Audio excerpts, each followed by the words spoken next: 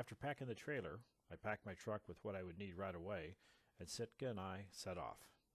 We left on a Friday, and after a day and a half of driving, including a few hours sleep in the Cracker Barrel parking lot, we arrived. Oh, by the way, I didn't get murdered sleeping in the parking lot. Home on a country dirt road.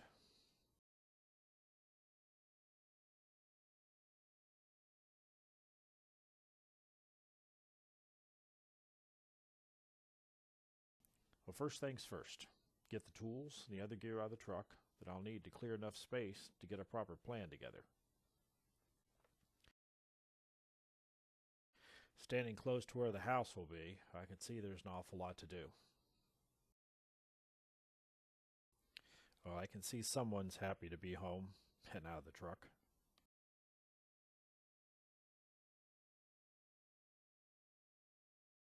Time to check in the motel and get at it first thing in the morning. It's going to be a busy week.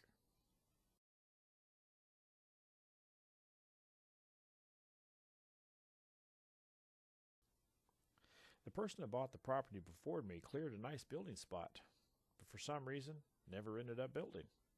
Good for me.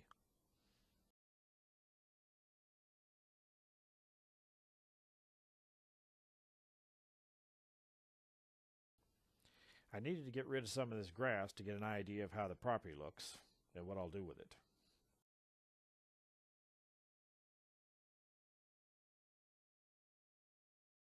It's a big space for a string trimmer, but at least it's just grass.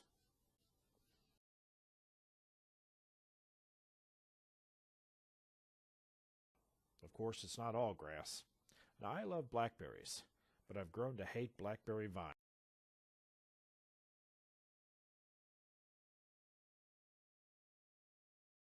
They don't go quietly.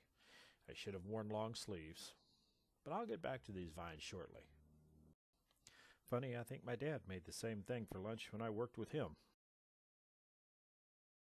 Morning started with breakfast and then me sitting on the road, waiting for tractors, mowers, excavators, and more.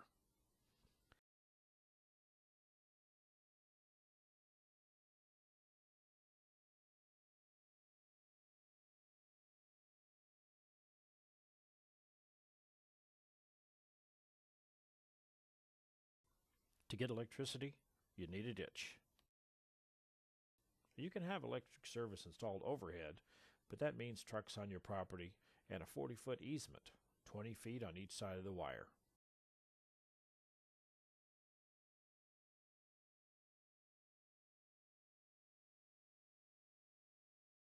So I decided to go underground. That means a 4-foot ditch, 4 foot deep. If you don't get it 4 feet, then you have to add a foot of concrete on the top, and that's a lot of concrete. So I'm really hoping for a lot less rocks.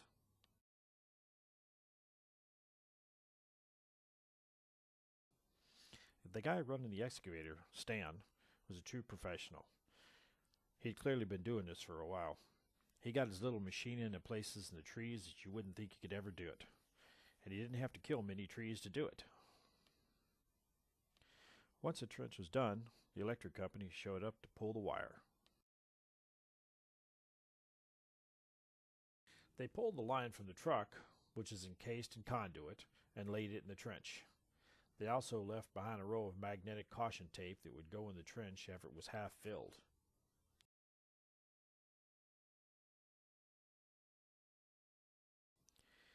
They had another job to go to, so for today, they secured the wire to the pole, and then they were gone. So what do you do when you paid somebody to dig a ditch? That's right, you pay him to cover it up. Stan filled half the hole, and then he and I unrolled the magnetic tape so he could fill the rest of the way.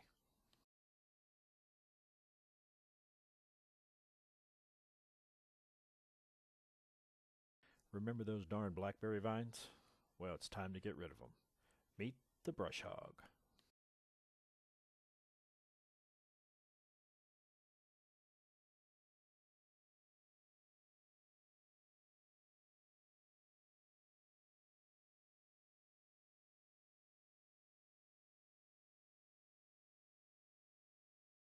The pair that showed up to do the brush hogging was a husband and wife team.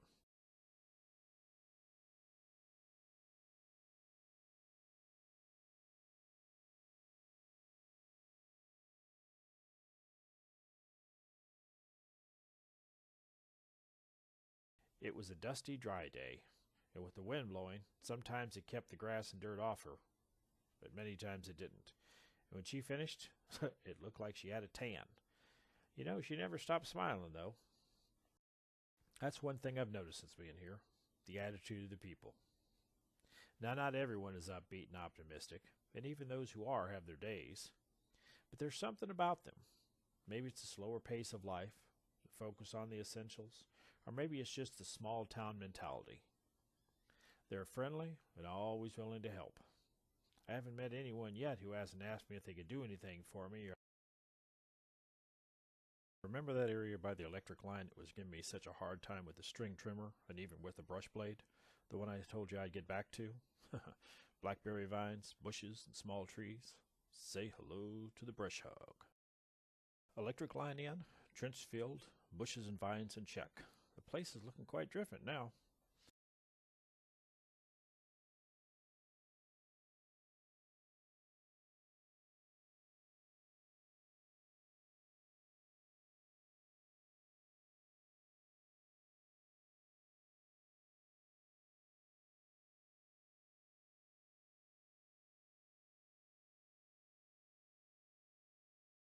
Time for the electric company to come back. First, they ground their equipment and to start to tie in the overhead line on the road.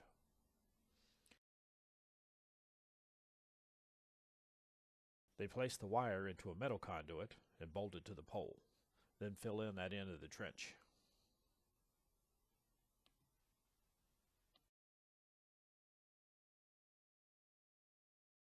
At the other end, on my property, they unload the transformer, the rest of the insulation kit, including the meter, the disconnect, the base.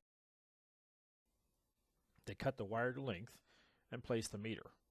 Now, that wire is thick, and making it bend the way you want it takes some muscling. I spent a little time experiencing a bit of tractor envy with their machine.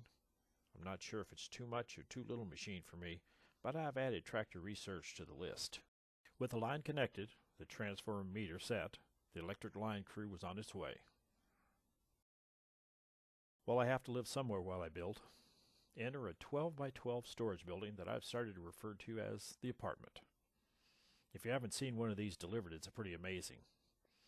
I had one delivered back at the old house, and they used a flatbed tow truck. It just slid off the back directly behind it, but this is a whole different level. The trailer has another set of tires under it, set at 90 degrees to the first set. This lets the trailer move side to side behind the truck and place the storage building almost anywhere you want. All controlled by a wireless remote the driver uses as he walks around.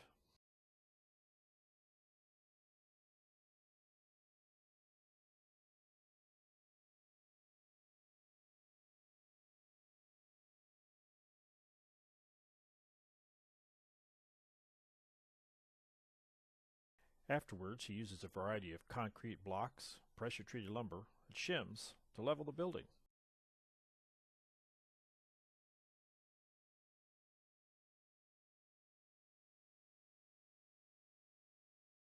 Here's a quick look before I decorate.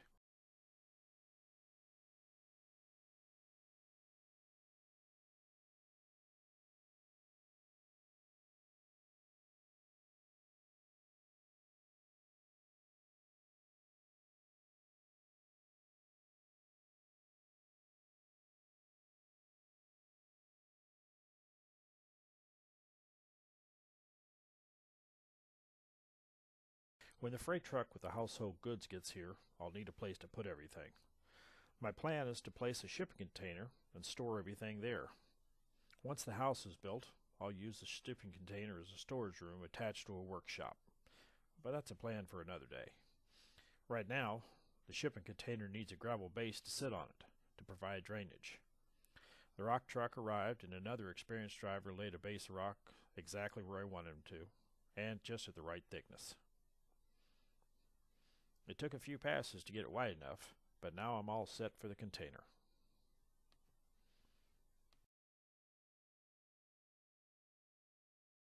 To get power in, you need power to run your power tools. That's why I installed an auxiliary battery and an inverter in the truck.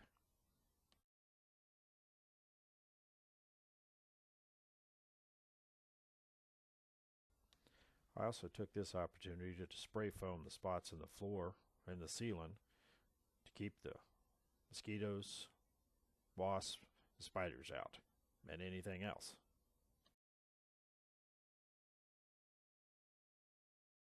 It's been a long week. The electric is in, the apartment is ready, the base is done for the container, and the property has been cleared enough to begin the build. It looks quite different than it did a week ago. Saturday the crew came out and we drove some stakes in the ground to begin the foundation. Sounds like another week of projects. That's if the weather cooperates.